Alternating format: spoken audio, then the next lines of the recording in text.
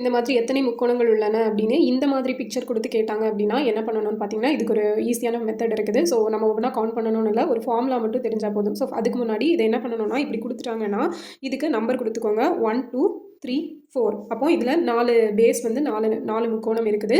So இந்த number வந்து 1 2 3 4 இது வந்து ஈவன் நம்பர், ஓகேவா? இதுவே வந்து ஆட் நம்பர், இப்போ 5ன்னு வந்துச்சுன்னா ஆட் நம்பராக இருந்திருக்கும். ஸோ இது வந்து ஈவன் நம்பர். அப்போ ஈவன் நம்பராக இருந்துச்சுன்னா அதுக்குள்ள ஃபார்முலா என்னென்னா 1/8 into n into n plus 2 into 2n plus 1. So இதுதான் வந்து ஈவனுக்கான ஃபார்முலா. ஸோ ஈவனாக இருந்துச்சுன்னா இது ஃபார்முலா.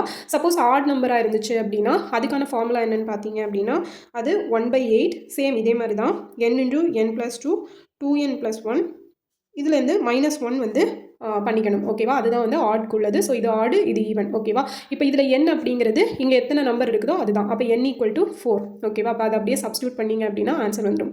1/8 into 4 into 4 plus 2 6, 2 நாள் 8 + 1 9. ஓகே, ஸோ இதான் மல்டிப்ளை பண்ணிங்க அப்படின்னா 1/8 into 24 24 into 9 போட்டிங்க அப்படின்னா உங்களுக்கு ஸோ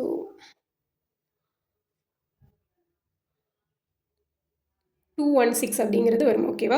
அப்போ 216 இதை போட்டு கேன்சல் பண்ணிங்க அப்படின்னா உங்களுக்கு 27 அப்படிங்கிறது தான் ஆன்சராக வரும். ஆப்ஷன் சி தான் இதுக்கான ஆன்சர், ஓகேவா? சப்போஸ் இதில் ஈவன் நம்பர் n = 5ன்னு இருந்துச்சு அப்படின்னா அதோட ஆன்சர் என்ன அப்படிங்கிறத கமெண்டில் சொல்லுங்கள். தேங்க்யூ.